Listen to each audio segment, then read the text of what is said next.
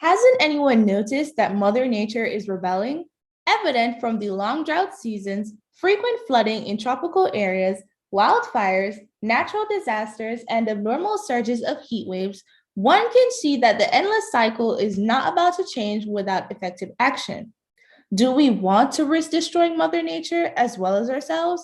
Or are we going to implement long lasting solutions that benefit the earth and all life forms? Need motivation? Don't worry. The Murchison Renewable Hydrogen Project has paved the way for a prosperous renewable future.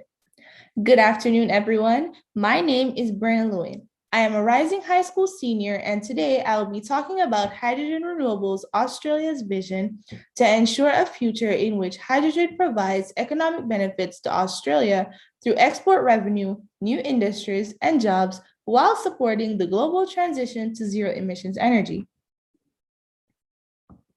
First off, what exactly is the Murchison Renewable Hydrogen Project?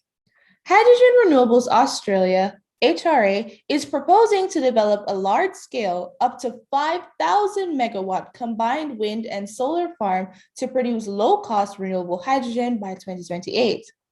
Global demand for hydrogen is expected to be more than 8 million tons by 2030 and about 35 million tons by 2040. And the project would create enough green hydrogen or renewable hydrogen, which is the term commonly used for hydrogen that is produced using purely renewable energy, to ultimately meet the growing demands of the Asian energy market while creating jobs and economic opportunities for Australia. The project is located on Murchison House Station, just north of the coastal city of Kalabari in Western Australia's Midwest region. And the project developers have assessed this location as having an ideal combination of wind and solar capable of delivering the low-cost electricity needed to power electrolyzers to achieve competitive priced green hydrogen for local and international markets. Next, I'll talk about the development phases of the project. The development of this project is broken down into 3 phases, which would include a demonstration phase, an expansion phase, and a large expansion phase. The demonstration phase would ensure sufficient hydrogen production for transport fuels. The expansion phase would produce hydrogen to blend with natural gas in the nearby Dampier to Bunbury pipeline in Australia.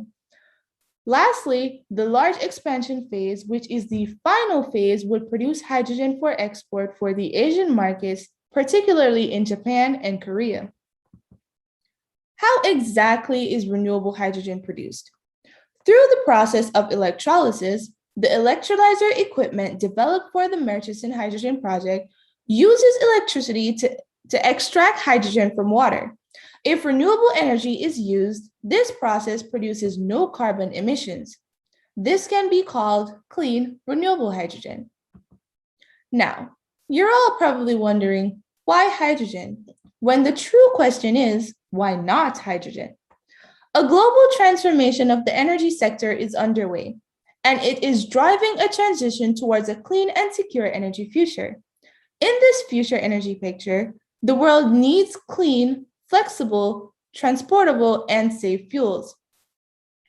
Hydrogen has all of these characteristics.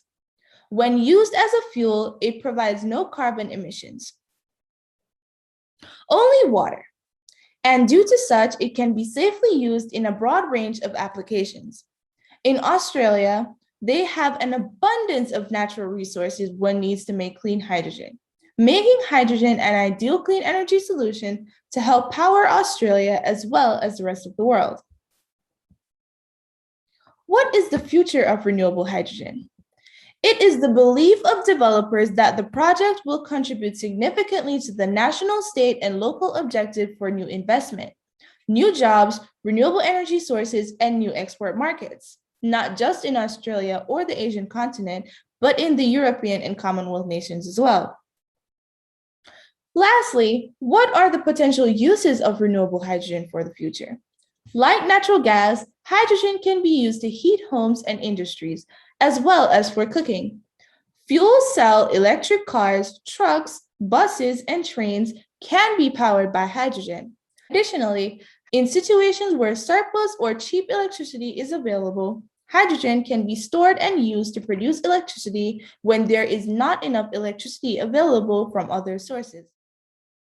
Thank you for listening to my presentation. I hope you all enjoyed it as well as learned something new.